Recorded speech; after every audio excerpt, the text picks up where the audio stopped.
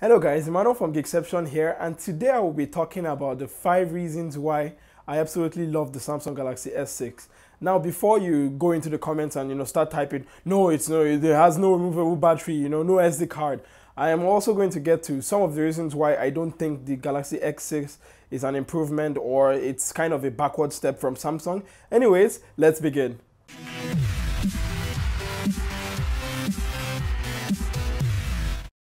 Welcome back guys, and the first reason why I absolutely love the Samsung Galaxy S6 that was announced at Mobile Web Congress in Barcelona just a few days ago, I believe, is because of the redesign.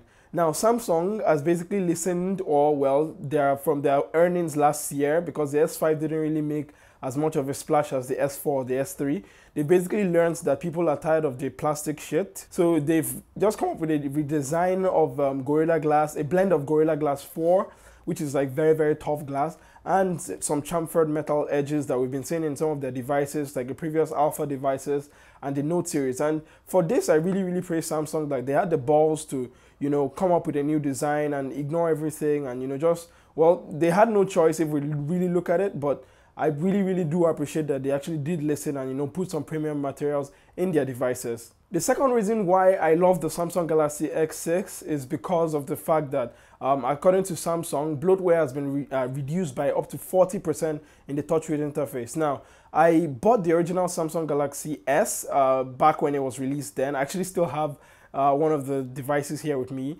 and I loved it back then. But over the years, the Samsung Galaxy S2, S3, S4, TouchWiz has become a bit of, a lot of, lag, and it has introduced like all these unnecessary features and gimmicky features that most people would not actually use on a day-to-day basis. And this has slowed down software updates, it has slowed down the phone over time, like phones that are really powerful. Like I have an Nexus 4 now, it runs under 5.0.2 Lollipop, and it's as smooth as it can ever be. Meanwhile, people who are the S3, the same phone that came out during the same time, are still stuck on, I don't know, whatever OS they are. So I guess with this is a new improvement. Samsung has kind of listened that, people maybe they don't want everything thrown in their face. And they've actually done like a redesign where, things are like much more contextual now. So yeah, the number two thing that I really, really love the S6 for is the fact that, bloatware has been reduced. The number 3 reason why I love the Samsung Galaxy S6 is because of performance. Now, this phone is fast. And from all the videos I've been watching, MKBHD, Techno Buffalo and all these other guys, and I've seen the hands-on video, and even one guy in Malaysia, a KL Gadget guy, actually had an hands-on with it, and yeah, they've all said the same thing basically. This phone is fast.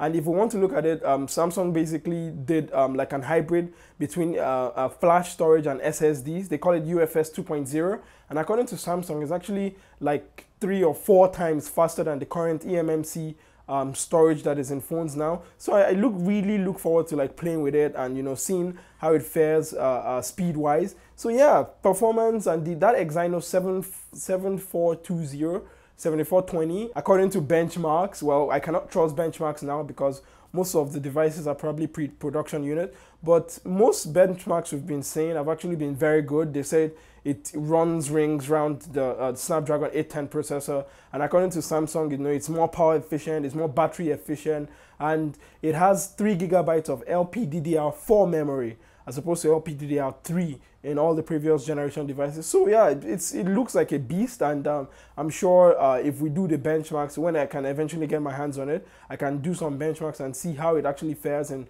real life performance. But yeah, my number 3 reason is the performance. That phone is fast. My number 4 reason for the Samsung Galaxy S6, why I love it, is the camera. Now, for people who are not camera geeks like me, the Galaxy S6 has 2 cameras, one in front and one at the back, like every other phone basically. But what sets it apart is the fact that the aperture size is so wide. For people who don't know camera speak, that means that how much the camera can open up that sensor to light.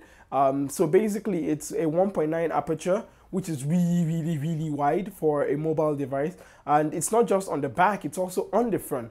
And I find this amazing that Samsung could have done that. And Samsung's other competitor in this market, which is the iPhone 6, has an amazing camera. Everybody knows this. And also the HTC One M9, which HTC has actually, removed the ultra pixel camera from the back and put it on the front. But even the 20, I'm not really sure. The the megapixel count on the HTC One M9 does not even have optical image stabilization. But the Samsung Galaxy S6 has. So I did the Note 4 Edge review video I think 2 weeks back, and I tried optical image stabilization, and if it's anything I've come to expect from Samsung, I expect really, really vivid colors, really, really bright saturated images, and very, very stable shots. Yeah, so the camera, especially for me who is a camera geek, I really, really absolutely love the camera. So number 4 reason why I absolutely love this phone is that amazing camera. The number 5 reason why I absolutely love the Samsung Galaxy S6 is because of a combination of features, or I can say an evolution of features, basically. Like the fingerprint scanner that was first introduced in the S5 has been, redesigned. Now it kind of works like the iPhone now. You just tap your finger on it and it works. There's inductive charging now. For those who don't know, it's like wireless charging. So you just take the phone, you put it on the charging mat, and it charges automatically. There's that wonderful design that it comes in. It's like a combination of different features. There's also Samsung is also touting Samsung Pay, which some will say yes, a couple from Apple, but I mean they have to be in the market too, right?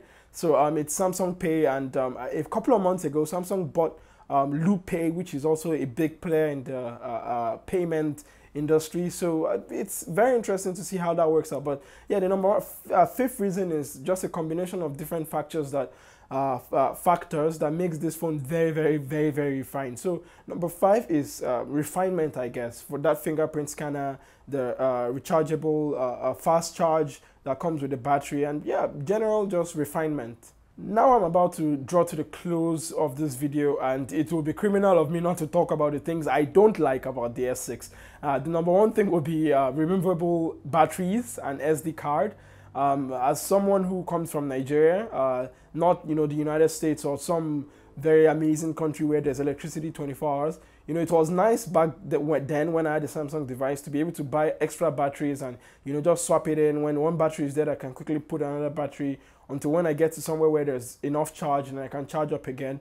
Yeah, but that I'm really quite pissed a little, even though the claim from Samsung is that 10 minutes of charge can get you about 4 hours of battery life. I don't know how true that is. I guess we'll have to do a real life performance. But yeah, generally, the lack of removable storage and removable batteries is what Samsung is known for basically. These guys are known for the ability to remove stuff and add stuff in, and even they've mocked Apple users of the wall hugger ads, where iPhone users are on the wall, always tethered to the wall.